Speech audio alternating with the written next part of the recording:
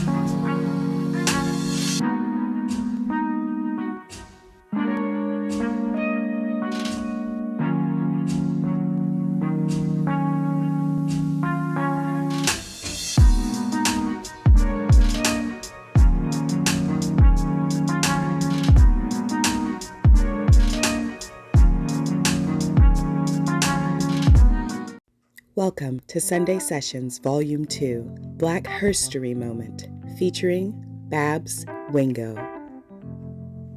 Born in the early 1930s in the era of the Jim Crow South in Georgia to Gladys Chase and Clifford Wingo, Babs was the eldest of 3 daughters, herself, Ethel, and then Marva. All 3 sisters trained at their local YMCA in judo, gymnastics, strength training, and of course, wrestling. While training, Babs caught the eye of Billy Wolf, who was the former husband of Mildred Burke. He was a complex figure in wrestling, and Babs was the first to turn professional. Babs Wingo, the rugged powerhouse, faced racism, segregation, and sexism all at once in a time where professional wrestling was not open to not only Black male wrestlers, but especially Black female wrestlers. Her success made her one of the 4 highest-earning women's wrestlers of the time. Even though she faced international fame, America's realities were much harsher. Despite racial disparities, Babs Wingo was a dynamo in the ring. In 1954, she and Ethel Johnson drew a record 9,000 fans in Kansas City and received top billing alongside Gorgeous George. We truly thank Babs Wingo for all of her contributions to professional wrestling and paving the way for Black women wrestlers everywhere. Hi everyone, my name is Roni Big Bang Nicol, the Joshi Queen Supreme, and you are watching Sunday Sessions Volume 2. Thank you so much for being here with me and my amazing guest. As you know, Sunday Sessions are real in-depth conversations surrounding wrestlers of color and our experiences, because we all love this beautiful, brutal art of professional wrestling, but we don't all have the same experience within it. And so we're bringing you Sunday Sessions so that you can be informed, educated, and you can learn a little bit more about what it's like to be a professional wrestler. Big shout out to Michael Sorg and Sorgatron Media. Make sure you're following IndyUS.com as well, IndyWrestling.us, as well as my YouTube page, Roni Nicol. I am here with the amazing Sway Archer, the Culture King, as well as the African-American horror story, Eel Oneal. And tonight, it's ironic that we're here with the Culture King because we are talking about the culture for clout. You and I all know that there have been many times where Black culture has been appropriated and duplicated and attempted to be replicated, but the experience itself is definitely not. So today we're talking about wrestlers and our experience with wrestlers who may be using our culture for clout and how that affects us as wrestlers. I'm going to throw it to you, Eel, and then Sway, you can jump in. Sure. Yeah. Hi. First, thank you for having me, Roni. So right on topic then. Yes. Yeah. So hit it. So when it comes to the culture, especially in professional wrestling, it's always really interesting to me to see what stays Black and what doesn't. What concepts of Blackness can be performed as character for Black professional wrestlers, and then what turns into caricature from white professional wrestlers. Because it would seem like professional wrestlers as rappers or as athletes doesn't seem to be a foreign concept to individuals. But when it comes to them becoming champions, for some reason, that's too gimmicky, right? But if a professional wrestler is a white individual and is like, say, a rapper or an athlete, and a guy who's just, oh hey, like he models himself after a sports athlete, that hey, that's just added bonus. That's just a charisma. But if you're a Black guy or a Black woman, they think that our characters should be just Black individuals, and that means hip hop, that means top athlete like T.O., that means gangster or thug, or you get the kind of jive talking, smiley dancing individual. uh, we can't mine those for championships, for characters that can be broadened out on. We turn into this tiny little box. But if a white individual does it, and we've seen it happen over and over again. I mean, even as far back as not to crap on any legends, but like people imitating James Brown and being white and being able to become champion. Right. It's like performing Blackness it can be a gimmick. And then if you're Black and we mine our culture, no, you're stuck there. That's what you are. At least from my own perspective. No, for sure. Sway, what about you? Because you're in Canada, so you have a little bit, maybe a different experience, I would think, in terms of the indies are the same, but maybe some of the relationship is a little different. It's weird. There is a good bit of difference, because the common excuse, I suppose you could say, that you often hear from people down in the States is like, well, that's who they are. If they're cosplaying Black, that's because that's who they are. It's like their life revolves around cultural appropriation. Up here, good luck getting away with that, because there's literally like 1.5 markets in Canada where you are even in close proximity to enough Black people to try and pass that off, much less like consistent. Like I grew up like for a white person in Canada to be like, I grew up in a place where it was me and Black people and that was it. No, odds are that didn't happen, because the only place where that can really happen is like Toronto. Even then, you can still find other white people around. It's not like if you look at someone growing up in like Atlanta and like a very Black part of Atlanta, that we don't have as much of that up here, right? So it's very hard for people to pass that off, which is why we don't have much of it. Off the top of my head, I can think of like 2 gimmicks where it's like a white guy, he's kind of cosplaying Black, and even then, one of them not really. Like one of them, his whole thing is that he break dances, but that's because that's something he actually does. Like I like it. He break dances, but it's not like he's a break dancer and then he's also like using AAVE or anything like that. It's not that crazy. The other one is a white guy cosplaying Tekashi 6ix9ine, who is a Spanish guy cosplaying a Black guy. So that's a whole other story. It's like that, Inception. I think, it's identity Inception. it's the only one we have. That's the only gimmick I would say, as like in terms of cultural appropriation, is pretty fucking offensive. That's the only one. Can I swear on here? I'm sorry, I did not know. Okay. These are real raw conversations. So that's the only gimmick I know up here that I would actually consider like offensive in terms of cultural appropriation, because so many of them don't have anything to do with Black culture. And that could be Black culture doesn't have as much of a hold on anywhere in Canada outside of Toronto. It could be because we literally just don't have as many people. So for you guys, For every one cultural appropriation gimmick that we have, theoretically, if all things were equal, you guys would have 10, because you got 10 times the population we have. I may just not be hearing about these people because Canada has an exposure problem with wrestling, right? But for the most part, up here, I don't see it as much. What I do see down in the States is what I alluded to earlier, is that excuse of like, well, that's just how they are. That's just who they are. That's just how they grew up.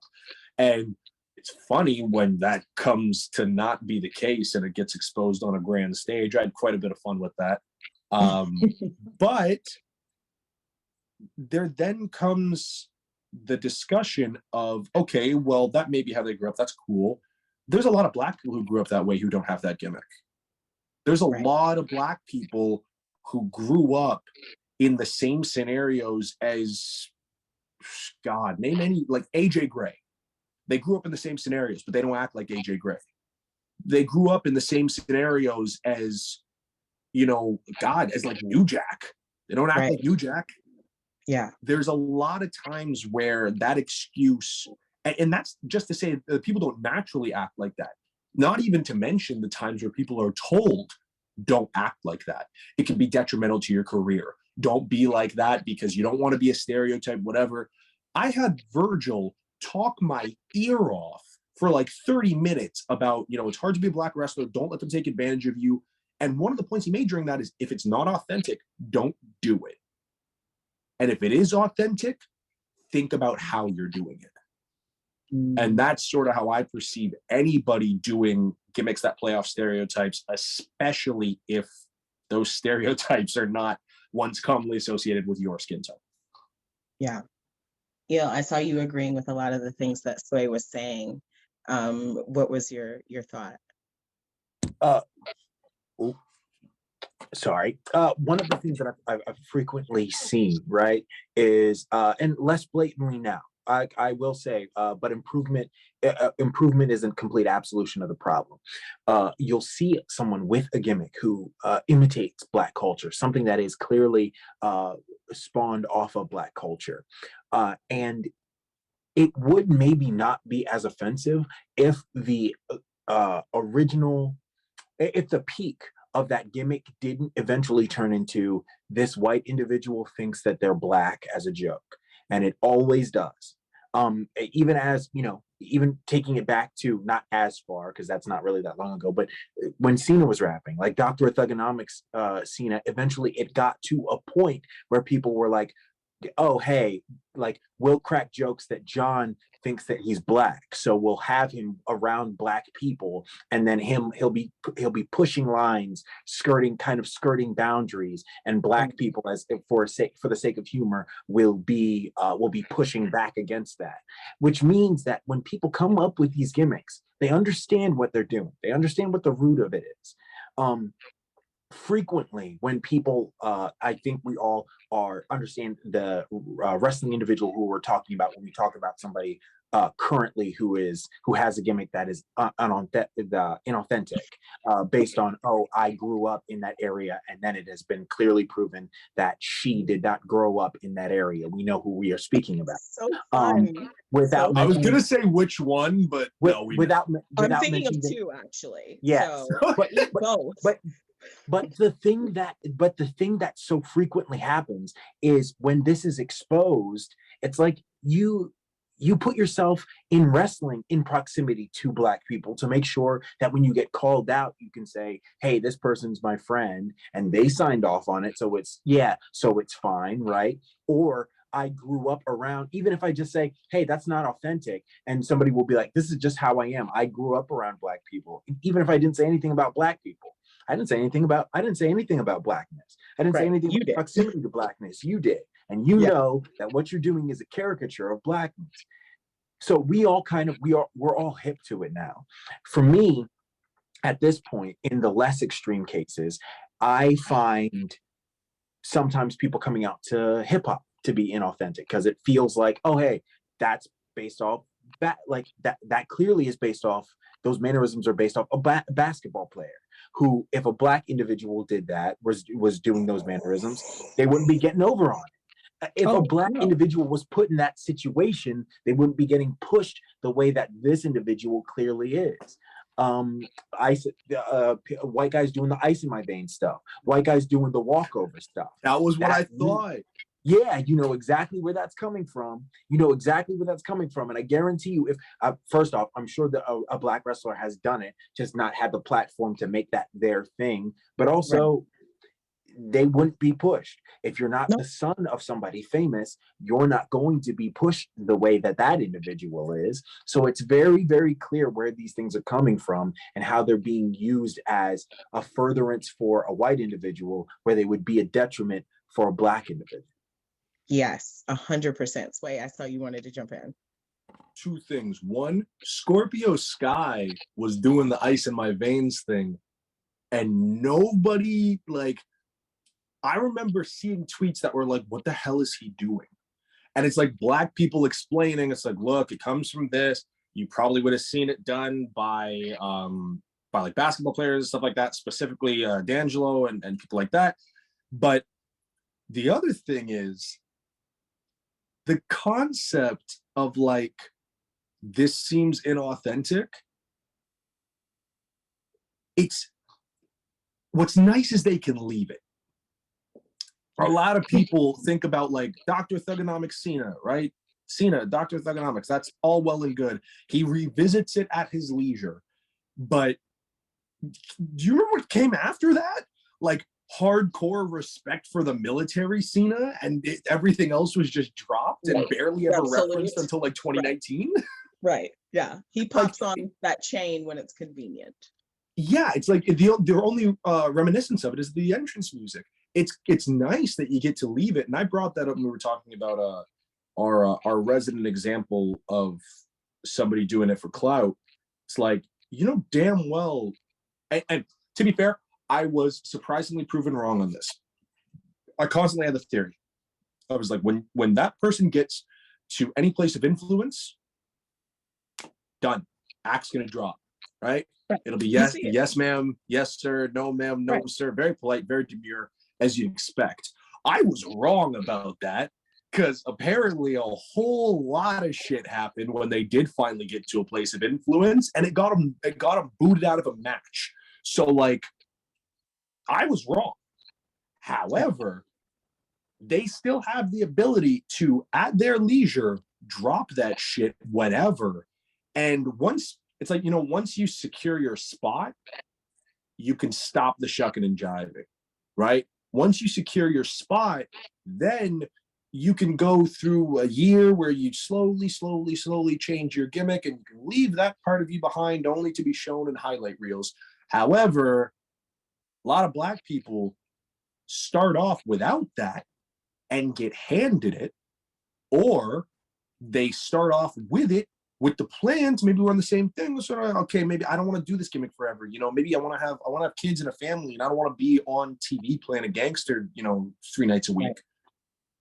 And then it's like, hey, maybe I want to change my gimmick. It's like, why? This is you. Right. Like, yeah, but it's Isn't not. This your life?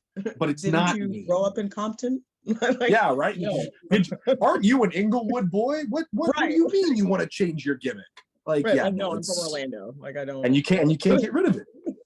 Yeah, I really dislike how it is almost like a ring jacket for our white counterparts. They can walk with the music, and I see it especially at the shindy shows when there's a white kid who wants to seem edgy.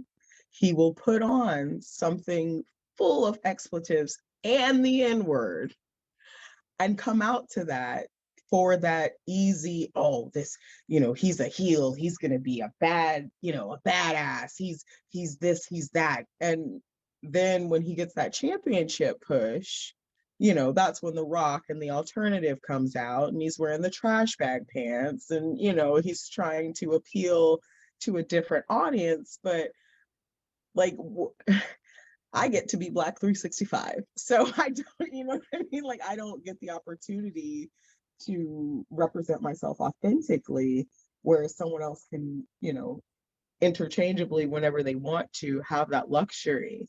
So Sway, I'll throw it back to you, because you said there were a lot of differences in Canada.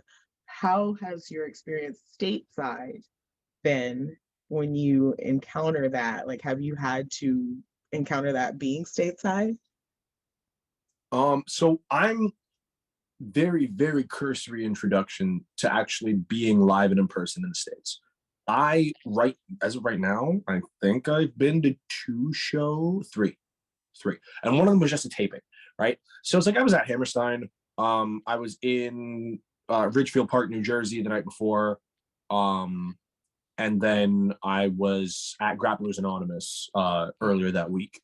So it's like, I haven't seen a lot of it in person, but that's also because I find that the places I went are either very, they're very up there, like Hammerstein was, or they're very, like, they're not that type of place.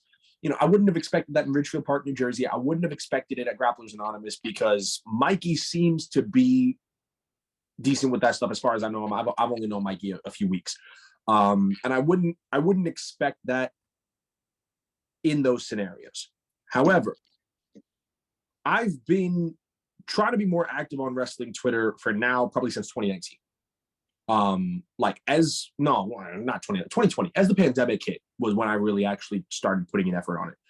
And I've seen so many instances of people where I'm part of this. And it's like, okay, it doesn't feel authentic to me. Right. And then sometimes you try to hit me with like, well, what do you know? It's like, listen, if you want to try and like culturally test me, I'm one of the worst people to find. Me and Trevor Eon might be some of the two worst people to test because we're going to know about other shit that is not seen as like stereotypically Black. Like a lot of the stuff that I'm involved in is not stereotypically Black. So a lot of people were like, oh, well, you don't do X or you don't do Y. It's like, yeah, because it's not who I am. Like, Black is like Blackish traits and stuff like that. It's like, I've never feeled that sort of stuff. And I don't think one should have to. Right. But I've been around it enough to see stuff and go, that doesn't fit. That doesn't feel right. Mannerisms are off. There's a lack of confidence when you say certain things, whatever it may be. And I've seen a lot of that online. I see a lot of it online, especially in regards to places where there's not a lot of Black people. And I often have to break down the point. It's like, listen, let's benefit of charity. Let's assume that this person is wholly authentic. Let's assume that this person is how they grew up. This is what they believe in. They feel lost doing anything else. You still have to understand the audience you're playing to. Exactly. Because what there's going to be is when you're in Kentucky, you're going to get people being like, not, aha, she's so unique, she's so quirky, whatever. They're going to go, aha, look at all this dumb shit she's doing. Right. Like all of those Black people do. Isn't it stupid? Yep. It's like, they like you, and that's all well and good because they know that you're not that. Or even if you are, they think that you're not that. They think it's a gimmick. And they're going to think that you are doing blackface without the shoe shine, and they're going to love that because that's the crude, stupid, moronic backwoods humor that they enjoy. And they'll take the piss out of that. And they see what you're doing as making the same jokes that they would in the carport with their buddies, where they're doing it as a detriment to Black people. They think that you're doing that too. They think that you're just playing a caricature. Right. They couldn't give a shit whether you live like that or not. Right. Because at the end of the day, that's not what they like in a person. And they're going to hope that because you look like them, that's not really how you are. They're going to hope that's a joke. They're going to hope that you're playing and you're in on it. So whether it's authentic or not, the net harm is negative. Yeah. Because there's an automatic pass there in that circumstance, whereas a Black person is automatically stymied or, looked at in a negative way even if that is authentically who they are and it's not a character, they can't show up as who they are because there's so many things layered upon being a Black entertainer, especially as a wrestler. And I've definitely found that as a wrestler in the South, how they want you to be. You know, the mindset of the South leads a lot of things, but the South is slow in a lot of things. And in terms of wrestling mindset, you know, that is one thing that is very slow to change because traditionally it was Black people are either dancing and cooning or they're big monster heels and they're evil characters, and that's it. So you're one of the two, that's what you got. And it's very challenging because it's still a lot of places down here, it's the good old boy network, you know, and there's still those very ingrained, you know, biases that play into storytelling, which I believe limits the stories that we can tell. You know, it doesn't broaden the scope, especially as the world continues to evolve and change. It narrows it so that not everyone is seen or heard or represented. Eel, have you faced the same or have you experienced that, you know, weird So one of the juxtaposition? things that I've learned is that people will, based on perception, will destroy Black individuals based on gimmicks, just solely for the fact that it doesn't represent how they view Black people, even if it means success, even if it Yes. means success. I mean, like the most recent Keith Lee, right? Like Oh, like they wanted to he came in his authentic self, succeeded.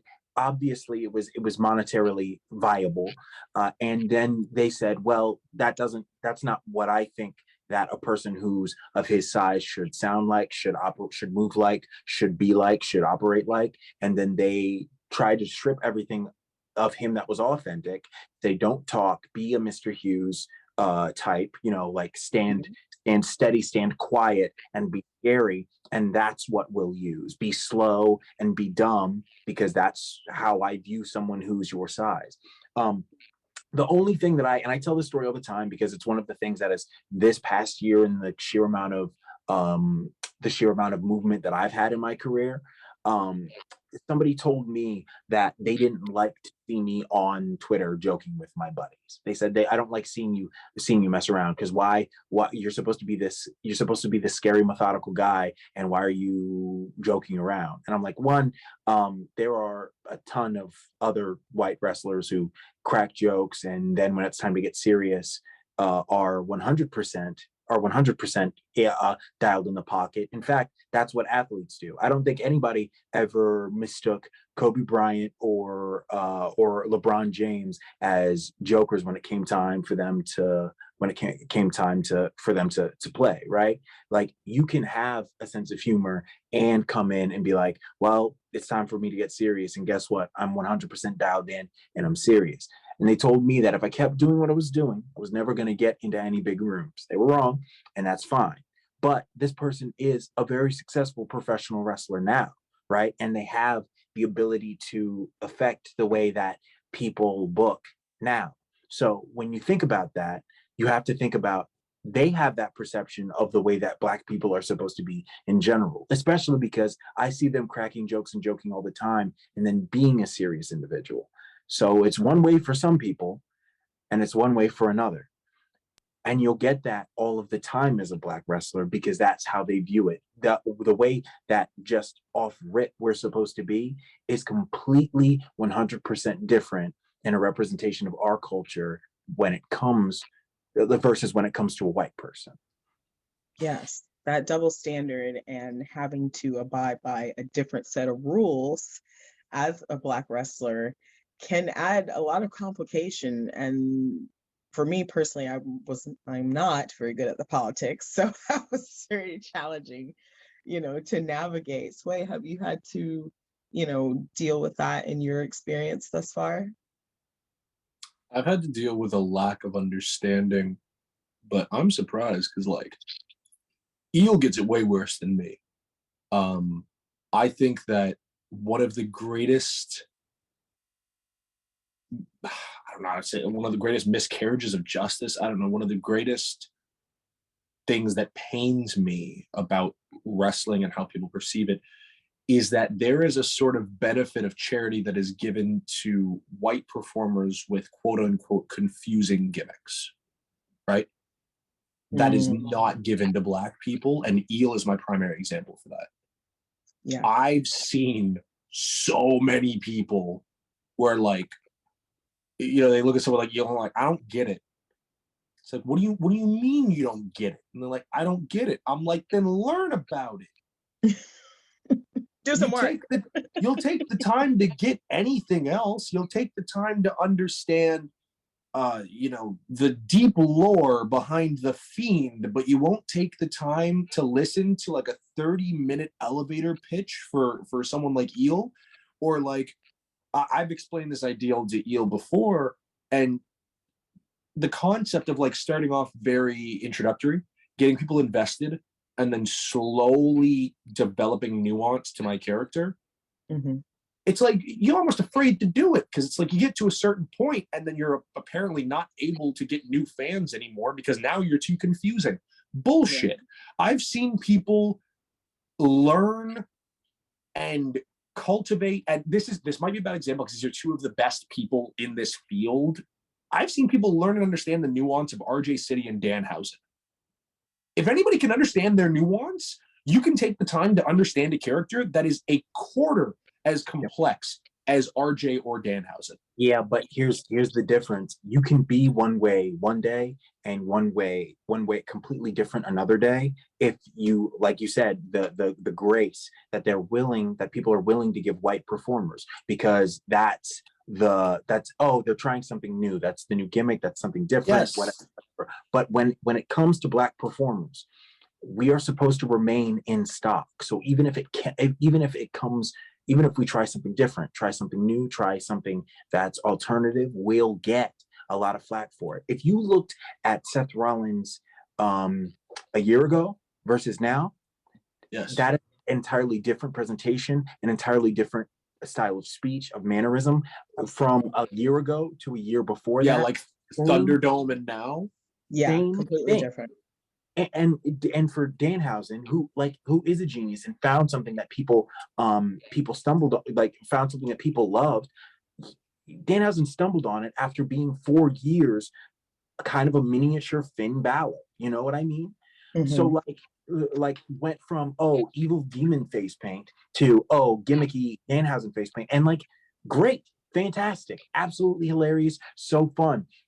Dalton Castle spent a good amount of time on Chikara television as Ashley Remington, the sea captain, and then came and showed up as Dalton Castle like once, and people were in love with it. And nobody was like, oh, I don't get it. That's different from day to day. That feels so different. Right. They'll give you the grace. But if you want to get people invested in something and say, oh, this character has depth, it has limits, and it has different perceptions, from what you're used to seeing as a professional wrestling character. They are not 100% willing to give you the time if you look a little bit different or present a little bit differently than what they are entirely used to. Yes, 100%. Do you guys find that in your creation of your own characters or in your career as you're trying to evolve your gimmick, is that something that you're taking into consideration, or is it just like you're going to get what you get? 100%. I understand that it's like, in terms of a broader audience, I'm still very, very entry level. People in Canada have not seen a quarter of my development, not to mention people in the States. However, I have had that sort of thought where it's like, okay, cool. When do I ever do this, and will people ever get it? Because there's like, when I use certain adjectives to describe a character, I know how people think about it. Yeah. Because I've had this idea for a while of a character that is obsessed with perfection. Not perfection of appearance, not perfection of just like saying like I'm perfect or doing all the little pen flips and stuff like that, but like an unhealthy obsession, like a Kubrick-esque like obsession with it. Where if they mess up a move, that will mess with them. Yeah, next level. like the only thing we've seen on a major stage in terms of like perfect gimmicks, Mr. Perfect, right? Which was all just like, my movements are flawless and they're always flawless and I never mess up. And that's nice, but there's no conflict there. Then you had people who perfect in terms of appearance, there's tons of them. You know, people, very vain people, appearance has to be perfect. The original incarnation of Dashing Cody Rhodes comes to mind. Then you have like Ty Dillinger, where it's like the perfect 10. Okay, cool. What the hell does that even mean? What are you even doing with that? None of the stuff is like perfect 10 movements. Like, it's not like you have like an Okada level drop kick where it's like, that's a 10, you know, nothing like that. But we've never seen the negative side of it. And my mind just kept going to, is it because people just don't get it? Is it because people just wouldn't understand the concept of somebody going for a move, doing it, it looks great, and they go, it's not quite right, do it again. Like, that concept, would people understand that as anything more than just like the Powerbomb Symphony that Wardlow does? Yeah. Would they understand the difference in mindset where he's doing that to inflict punishment, whereas this person's doing that because in their head, they haven't got it quite right, and that bothers them? Yeah. I don't know if people understand that nuance. But I definitely think that's something that has to also fall to the wrestler, because a lot of wrestlers have lost the I'm going to say that, that word, the nuance of character, and of when you're in a story or in a match and you're building that story, what are the things that you are doing to convey the message? What are the things that you are doing that sets it up to make it so that the audience can understand? Like, what is your role in creating this? Because it is acting, you know, in a sense, we are doing this opera in the ring, and we have to be able to tell those stories. And a lot of times people are chasing the clout or the WrestleMania point or that big match, but they aren't chasing the story and being a craftsperson in terms of, what can myself and this person I'm wrestling do to bring those emotional responses, to get you invested in what we're doing, to show you something you've seen before, but in a different way. Because it's not like we're reinventing the wheel. You know, Good and Evil's it's the original story. We are just recreating that. And I do feel like, because we as Black wrestlers are often, and Black people are looked at a monolith, all the things you guys are mentioning factors into that, because we're literally not allowed to be what we are and who we are, because in a way they don't view that as authentic, even though that is the truth, you know, that we walk in. Eel, your gimmick is very unique. How did you arrive at the African American Horror Story, and how did you craft it so that people understood what you were trying to convey? So it's a little bit harder than that, because because the character Eel isn't necessarily 100% 100%. His motivation isn't necessarily to be understood; it's to inflict. So when I'm working heel, the African American horror story gimmick is pretty simple. It is that my original idea was to only try to get booked against white champions. And it was to essentially say that if you were, and I say this to people all the time, if you were to live Blackness, the experience of Blackness, from your perspective, like if we switched one day and you were just living Blackness would feel to you like existing in a horror movie, and not in the part where the killer is going around slashing people, but where the killer is out there, they've done something terrible, and the killer is out there, but you don't know where they are. You don't know when the killer is going to strike. That's exactly what Blackness would feel like to you. It's exhausting, because it feels like always having to monitor self, monitor others, and monitor your environment. It's exhausting.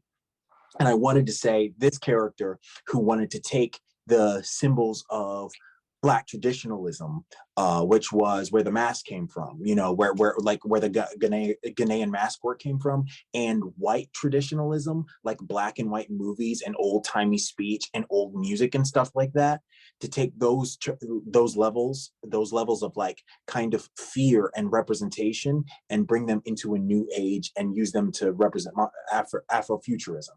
Now, all that is a little bit too brainy for professional wrestling, so a lot of people think that it's me supposed to be, but it's true. A lot of people think that it's supposed to be me, black scary serial killer, and I understand that is very, very easy to kind of get into, but I think that along with myself, a lot of people have come down to, and I think that I'm pulling on this thread more, is that Eel in his own head, when he professionally wrestles, thinks that he's smarter than you. Not thinks, knows that he's smarter than you, knows that his IQ and his understanding of not just professional wrestling, but the world is different. So he'll lie, he'll cheat, he'll manipulate, he'll abuse, he'll steal in an effort to inflict the pain that you're willing to inflict on him based from the black perspective. When I'm a babyface, it basically just means torture the bad guys, and Schadenfreude usually can get somebody over with a crowd if they don't like the heel enough. I love how you said torture the bad guys. You guys know I am a heel all the time, so you know, what do you do? So, I mean, half the time, so am I. So yeah, I'm getting it too. You know what? But also, like, we have lost a good amount in this art form of individuals who are willing to take the long haul, and that, like, storytelling wise, there are a lot of individuals who are really scared of taking the long trip, because if you take the long trip, there's less gifts, there's less t-shirt sales, there's less stickers. But when there are a lot of people who are really, really willing to switch when they find something goofy. Oh, I switched on a banana peel and it turned into some random move. Well, you got to incorporate it every single time. Oh, well, like, I had this moniker and people like the moniker more than they like my name, so I'm just going to switch over my name to my moniker and add this aspect of it, and then that's the whole character. Well, you haven't, when people, and what happens with those short-term gains is that when people get to a long-term point, they realize that they've stalled, and it's because people aren't here for light tubes, and people aren't here for big slams, and people aren't here for grody looking suplexes or grody looking submissions. People are here for stories. They're here for stories when they come to professional wrestling. They are not here for moves in 5-star matches. And people have convinced themselves, because it's, for lack of a better term, it's a quick nut, that you get yourself, that the way that you succeed in this business is by giving it all to them every single time. When really, watch your favorite TV show and think about every single cliffhanger, especially now that they're doling stuff out, every single episode is a cliffhanger. Give them that. And that for me blows my mind, because we waited a year after Infinity War was a year and some change for Endgame. We waited a full year and some change for that. We've been waiting how many years for Multiverse of Madness, for No Way Home, like all of these stories that have built upon other stories. We will sit and wait and pay all the subscription fees and do whatever. But when you ask someone to wait to see something crafted, you're right. It is, no, I need to get in and get out. Yeah. But there's so much more given to other art forms and other, forms of entertainment. There are plenty of shows on Netflix that are slow burn. It also does not help that the industry standard refuses to celebrate the concept of a long-term story. The industry standard, our primary entrance, the primary in for professional wrestling, frequently tells its audience, last week doesn't matter. Last week doesn't matter. Last week doesn't matter. A year ago doesn't matter. Last week doesn't matter. What that person's name was last week doesn't matter. It doesn't matter. They're this now. It doesn't matter. And the problem with that is when children watch television, that's fine. They have, you can tell them, oh, my name was Sally, now my name's Susie, and they will go, okay, I can take that ride with you. Adults, unfortunately, aren't willing to take that ride. And then when you see people being like, I do not care about this product, that's what they're talking about. You haven't given them a reason to invest, and if you don't give people reasons to invest, guess what? They don't want to see. The match that Ali had with Ruby, I think, was probably the match that people were the most excited for the GCW show. And the reason was because everybody knows that, one, Alley Cat has had a hard time when it comes to professional wrestling, hasn't always gotten the break that she thinks that she should. They're invested in the character Alley Cat. And so when she told them, oh, I finally get my dream match with, I was about to call her Ruby Riott. God, I'm the worst. When I finally get my dream match with Ruby Soho, this is my dream match, and it's finally my opportunity. And she could be fucking 100% lying about, she could have never wanted to wrestle fucking Ruby in her goddamn life. And if she tells you, if you say, I had a really, really hard time for years, and they've been watching and they say, yeah, you know what? You haven't gotten the breaks that you should. Yeah, you're right. And then you say, hey, this is my dream match right here. And guess what? It's in reach. They don't give a fuck even if you win. The second you step in the goddamn ring, guess what? They want. You have given them at least what their story is. It's Rocky, right? Rocky didn't have to fucking beat Apollo Creed. He just had to get into the ring eventually and go, okay, I'm here to box. And then he wins. Yeah. Sway, I saw you wanted to jump in a couple of times. The long-term booking thing is a big pet peeve of mine because for some reason, my coach Santino Marella, he was in the WWE. It's like some of the stuff, you get told it and it's just depressing because they'll be like, well, sometimes they'll just switch stuff up on you. And you got to make the constant thing where you're told you got to take chicken shit and you got to make a chicken salad. And it's like, why? Like, is this some sick joke? Like, to put all this effort into a character and developing a character, and then, you make someone laugh one time and they're like, you're a comedy guy now. See, I got you. You made me laugh, so now you're comedy. Like, why do we not just let people do stuff long term? Why do we? I understand. I don't want this to come off as Canadian ragging on Americans, but goddamn, some motherfuckers are stupid. And I understand that some people are stupid. And I understand that you have to take these stupid people and you have to guide them very slowly and go, look, here's how things go. Yeah, I don't a think lot of they're spoon that feeding, for sure. I don't think they're that stupid that they need a replay of what happened last week 4 times throughout the show. It's no other program in my opinion, in the history of television, other than the 24-hour news cycle, will coddle you that much for something you may have missed. You get your recap at the beginning of the episode, boom, we're into the episode. We're not referencing that old shit. If you didn't watch it, go back and watch it. It's not hard. You can find it somewhere. Like, that's how it was. Even on weekly episodics, like, either they were non-consequential changes, where it's like stuff like sitcoms are really good for this, but also cartoons, like adult cartoons. The Simpsons was very good for it. Archer is very good for it, where some things will carry over episode to episode, but not everything will.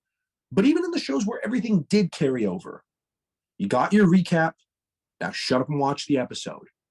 You couldn't imagine coming back from a commercial break on, MASH or like, oh God, a soap opera like The Young and the Restless. And you come back from the commercial break and it's like, here's what happened last week in case you missed it. We know we told you at the beginning of the episode, but here it is again. That on the large stage is atrocious in my opinion. But we can't even get our shit together on the small stage. Right. Hey, promotion in Tennessee. promotion in Atlanta, promotion in DC. We want to do this story. It'd be a lot easier to get it done if we can do this over the course of 2 months as opposed to over the course of 6, because that promotion only runs every other month, right? We'd like to span this across promotions. And they'll go, okay, I like what you're saying. No, you're not going to do it. We're just not going to. What's that? What do you want to play Booker? You want to book your own matches at my promotion? No, that my ego does not allow for this. You are not allowed to do this. I'm going to put you against who I want to put you against. And it's like, what if nobody wants to see that match? What if nobody cares? What if the angle that we just did in Tennessee 2 weeks ago went dumb viral and the crowd popped like hell for it? Do you not want to recreate that in your own market? No, right. Because it wasn't your idea. We've gotten stuck in the economy of the dream match, where individuals, as opposed to following characters and stories, are following just people and saying, "Oh, I have person A and person B, and they both have a lot of Twitter followers and notoriety, and now they're gonna As opposed to being like, well, person A and person B don't like each other, and eventually they're going to each have to vie for this single championship. So let's get them in different places together. So then when they do it, we go, oh, okay, this is the culmination of a story. People they're afraid of it, and it's because it takes time to concentrate. Microwave matches are easy. That's easy. Yes. It's funny you said that, because one of my trainers, he literally told me, don't try to microwave the game, because I was so frustrated with exactly what you're talking about, wanting to tell a story and build a storyline and do that collaborative thing, especially here in the South. We were the originators of the territories. So to me, working together, like you said, Sway, taking a story from place to place, that's a good idea. We build familiarity, we all make money. And I was just getting frustrated. And he was like, you can't microwave the game. It's a long-term thing. Do it the right way. It's going to pay off down the line. But right now, you can't hurry the process. He was like, you wouldn't microwave a ribeye, would you? And I was like, no, it's an abusive state. Like, I'm not that disrespectful. Like, I'm from Texas. I would never. So, I understand that concept, but I do feel like we've gotten almost TV dinner with our consumption of wrestling. We want it easy and quick, in and out. It's not necessarily always good for you. And sometimes you don't even remember what you ate, Whereas those matches that people really remember, often they are the older ones that built to or from something that had succession, or at least they told such a rich story within them. You can't forget that because you were so invested, And we've got Meltzer, let me start on him, and we've got other publications that rate matches and give us these things. But what do we have as Black wrestlers to really gauge? That's, and where do we go in terms of protecting the culture in wrestling? So obviously we've moved from kayfabe. There's a lot of people who know things that happen. But as Black wrestlers, there's a different sort of protection that goes on with the art, when it comes to our characters, when it comes to the culture, when it comes to how we're represented. How do we take that kayfabe and this protection of culture and merge them?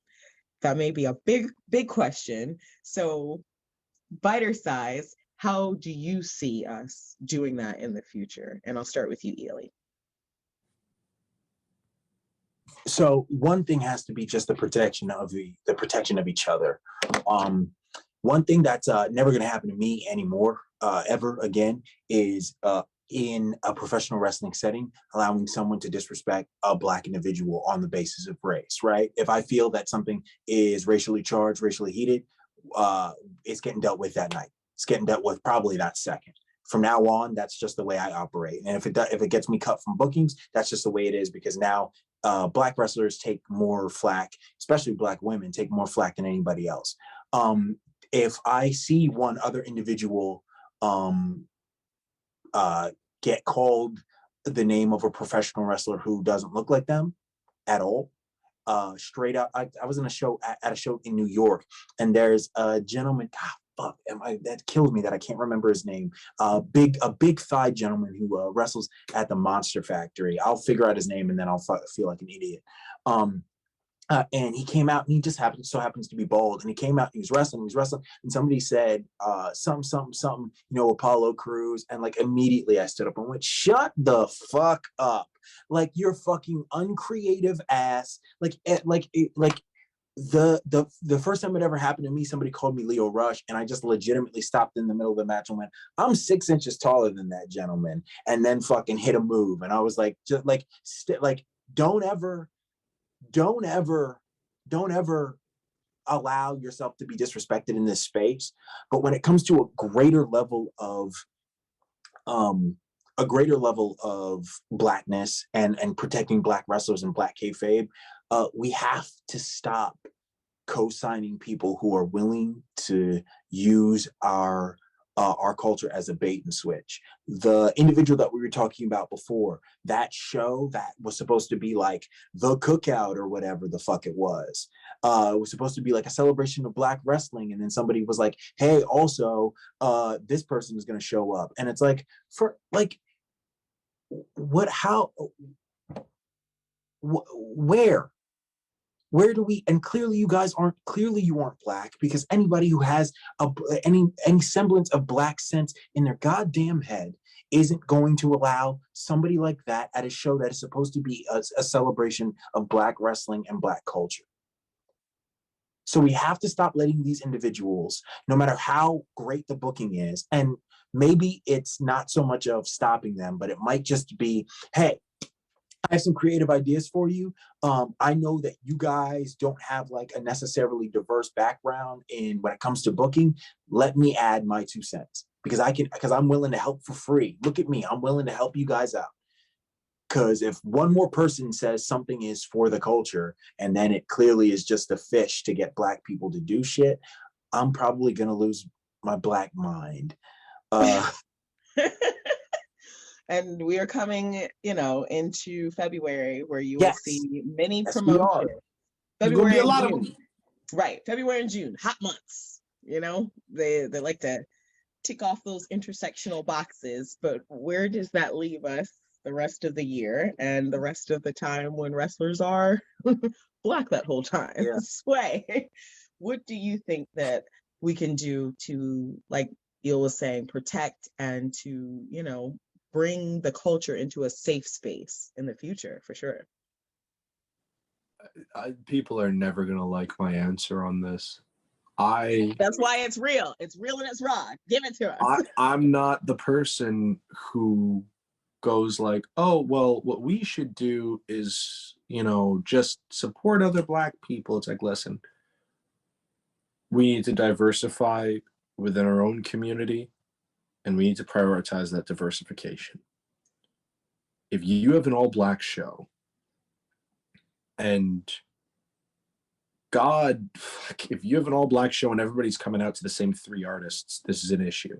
Just as an example. I know it's a very specific thing. That's like, how the hell does that happen? But it's no, it happens, for sure. It's more to say that it's like, hey, there's people in the black community who can give you diversity of gimmicks. Use them. Yes. Not even if it's on an all-black show. In general, use these people. However, like, it's not a good look to have an all-black show where everybody is coming out to hip-hop and everybody is throwing up gang signs and everybody has a gimmick that theoretically they could all be fucking friends. Like, that's not great, because that allows people to look at that show and go, okay, cool, they're all the same. So if we ever want to book a black person, it doesn't matter which one of these people we choose. Yeah, they're all the fucking same. Right. Try and avoid that. Like, I understand. I'm not saying go and be wholly inauthentic. However,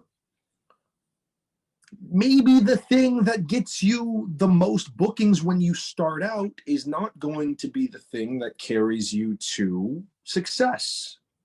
maybe you can diversify, because I know a lot of people where they've got one of those types of gimmicks. It's like, I know you do other shit. Like, or like, I know you're a fucking nerd behind the scenes. Like, what? Like, where did this come you from? do have other stuff to draw from. Yeah.